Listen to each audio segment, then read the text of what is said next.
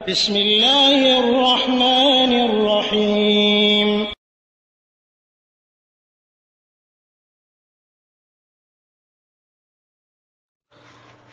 ওয়ালাইকুম আসসালাম রহমতুল্লাহ বারাকাত। ফ্রান্স থেকে বনসাবেরা জানতে চেয়েছেন যে রাতে যখন মানুষ ঘুমায় 7-8 ঘন্টা, এই ঘুমটা তার কিভাবে ইবাদত হবে এটা জানতে চেয়েছেন। আলহামদুলিল্লাহ, আসসালাতু ওয়াসসালামু আলা রাসূলিল্লাহ। সম্মানিত বোন, ঘুম একটা আল্লাহ রাব্বুল আলামিনের পক্ষ থেকে নিয়ামত। এ সম্পর্কে আল্লাহ বলছেন, ওয়া জাআলনা নাওমাকুম সুবাতা, সূরা নাবার মধ্যে এসেছে যে আমি তোমাদের ঘুমটাকে আরামের জন্য করেছি।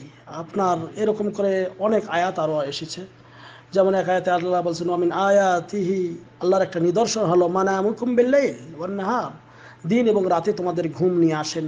ওয়াবতিগাউকুম মিন ফাদলিহি ইন্না ফি যালিকা লাআয়াতিন লিকাওমিন ইয়াসমাউন। তো এখানে যে জিনিসটি আল্লাহ রাব্বুল আলামিন বোঝালেন যে আপনার আমার এই ঘুমটা এক ধরনের কি, এটা একটা আল্লাহ রাব্বুল আলামিনের পক্ষ থেকে বিশেষ একটা রহমত। আল্লাহর এই রহমত এবং বরকত যেটা আল্লাহ দিয়েছেন, এই বরকতটাকে আমাদের কাজে লাগানো দরকার। অর্থাৎ আপনি আমি যাতে নবী করিম সাল্লাল্লাহু আলাইহি ওয়াসাল্লামের যে সুন্নতি নিয়ম পদ্ধতি আছে, এইভাবে যদি আপনি আমি ঘুমাই, তাহলে ইনশাআল্লাহ আশা করা যায় সওয়াব পাবেন। কারণ ইন্নামাল আমাল বিন্নিয়াত, মানুষের কাজের ফলাফল নির্ভর করে নিয়তের ওপর। আপনি আমি যেই কাজটি করব, মানুষ জীবনের জীবনের তিন অংশই প্রায় ঘুমিয়ে কাটায়। এই ঘুমটাও যাতে আমাদের সময়টা অপচয় না হয়, সেদিকে খেয়াল রাখা দরকার। তাই এই জন্য করে এই ঘুম এটা আল্লাহর পক্ষ থেকে নিয়ামত, এবং এর মাধ্যমে অনেক শরীরে সতেজতা আসে, বিভিন্ন ধরনের নাশাত বা মানে ইবাদত বন্দেগী ভালো করে করার একটা উদ্দীপনা জাগিয়ে যায়। কাজে এই ঘুমটা আপনাকে আমাকে অবশ্যই যথাযথ নিয়মে পারা দরকার। এবং এই ঘুম পারার জন্য বিশেষ করে যে জিনিসগুলো আপনার আমার খেয়াল করা দরকার, সেটা হলো যে আপনি আমি যখন ঘুমাতে যাব, তখন বিশেষ করে লাইট টাইট ইত্যাদি বন্ধ করে দেবেন। এটা ঘুমের কিছু আদব কায়দা আর কি। হ্যাঁ, এটা বন্ধ করে দিলেন। তারপর মানে খোলা জায়গায় এমন করে আপনি ঘুমাবেন না, কোনো আড়াল বা পর্দা করে ইত্যাদি। অনেকে দেখবেন যে ছাদের উপরে ঘুমিয়ে যায়। তো এগুলো থেকে সাবধান থাকতে হবে। যেমন আবু দাউদে এরকম একটা হাদিস রয়েছে। অনুরূপভাবে একাই না ঘুমানোটাই ভালো, পাশে আপনার অন্য কাউ থাকাটাই উচিত। কারণ একাই ঘুমালে অনেক সময় হয়তো আপনি রাতে ভীত সন্ত্রস্ত হয়ে যাবেন, শয়তান আপনাকে কোনো মানে ধাক্কা দিতে পারে এরকম। এজন্য পাশে কেউ থাকলে এটাই উত্তম। এরপর দুইজন যদি একসঙ্গে ঘুমায়, তাহলে যেন বিশেষ করে একই লেহাফের ভেতরে, একই কম্বলের ভেতরে যেন দুইজন না ঘুমায়, এটা একটা আদব। হ্যাঁ, তারপর আপনার ছেলে এবং মেয়ে যদি থাকে, তাহলে সবার আলাদা আলাদা বিছানা দেওয়া দরকার। হ্যাঁ, আল্লাহ নবী সাল্লাল্লাহু আলাইহি সাল্লাম যে ওই প্রসিদ্ধ হাদিসে আছে যে তোমার সন্তানদেরকে তোমরা 7 বছর বয়স থেকে নামাজের আদেশ করো, এরকম করে 10 বছর হলে হ্যাঁ নামাজ না পড়লে মারো। তারপরে বলা হচ্ছে ওয়াফাররিকু বাইনাহুম ফিল মাজাজি, তাদের বিছানাপত্র আলাদা করে দাও। হ্যাঁ, রাওয়াহু আবু দাউদ হাদিস বর্ণিত রয়েছে। এরপর ঘুমানোর আগে আপনি কি করবেন, বিছানাটা ঝেড়ে নেবেন। কারণ বিছানার মধ্যে অনেক সময় পোকামাকড় ইত্যাদি থাকতে পারে। হ্যাঁ, এই ব্যাপারে হাদিস রয়েছে, আল্লাহ নবী সাল্লাল্লাহু আলাইহি ওয়াসাল্লামের বাণী রয়েছে যে তোমরা কি করো, যে ইজা আওয়া আহাদুকুম ইলা ফিরাশি ফালিয়ানফুজ ফিরাশাহু বিদাখিলাতি ইজারিহি, যে যখন কেউ তোমাদের ঘুমাবে, তখন যেন তার বিছানার ভিতর থেকে ভালো করে ঝাড়িয়ে নেয়।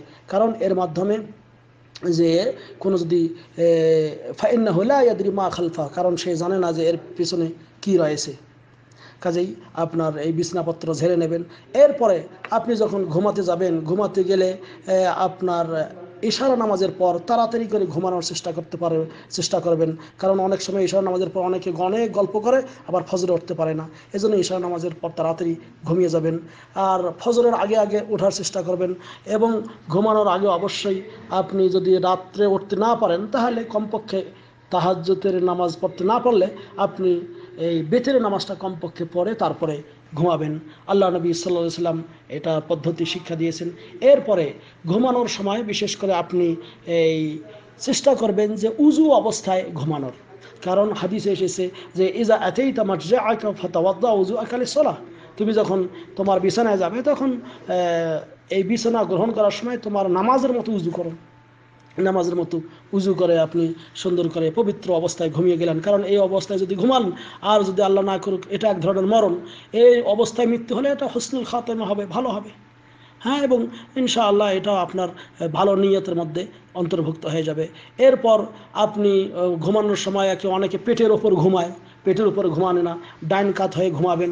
আল্লাহ নবী সাল্লাল্লাহু আলাইহি ওয়াসাল্লাম বলছেন, ইজা আওয়াইতা ইলা ফিরাশিক ওয়া আনতা তাহির ফাতাওয়াজ্জা, হ্যাঁ, ফাতাওয়াসসাদ ইয়ামিনুক, অর্থাৎ তুমি উজু করে যখন ঘুমাবে তখন তুমি ডাইন দিকে নিয়ে ঘুমাও। এটা নবী করিম সাল্লাল্লাহু আলাইহি ওয়াসাল্লামের বাণী। কাজেই এরকম করে ঘুমানোর চেষ্টা করবেন, ইনশাআল্লাহ আশা করা যায় এটাতে হবে। এবং সর্বোপরি যেটা, সেটা হলো আয়াতুল কুরসি পড়বেন, পরে হাতের মধ্যে থুতু দিয়ে মাথা থেকে পায়ের পাতা পর্যন্ত মালিশ করবেন। তারপর সূরা বাকারার শেষের 2 আয়াত পড়বেন, আমানার রাসূলু বিমা উনজিলা ইলাইহি, এটা। এবং ঘুমানোর যে দোয়াগুলি রয়েছে সেই দোয়াগুলি বলবেন, বিসমিকা আল্লাহুম্মা আমুতু ওয়া আহইয়া, এরকম করে দোয়া পড়ে তারপর জিকির, তারপর সূরা নাস, ফালাক, ইখলাস, প্রত্যেকটা সূরা 3 বার করে পড়ে আপনি হাতের মধ্যে থুতু দিয়ে মালিশ করবেন। কিন্তু আয়াতুল কুরসি পরে থুতু দেওয়া লাগবে না, আয়াতুল কুরসি পরে থুতু দেওয়া লাগবে না। এরপর মানে আপনি ঘুমিয়ে যাবেন ইনশাআল্লাহ। আশা করা যায় ফজরে ওঠার নিয়াত করবেন, ফজরে উঠবেন। এভাবে ইনশাআল্লাহ এটা ইবাদতের মধ্যে গণ্য হতে পারে। হাযা আল্লাহু আ'লাম বিসওয়াব, সাল্লাল্লাহু আলা নবিয়িনা মুহাম্মদ। আসসালামু আলাইকুম ওয়া রাহমাতুল্লাহ।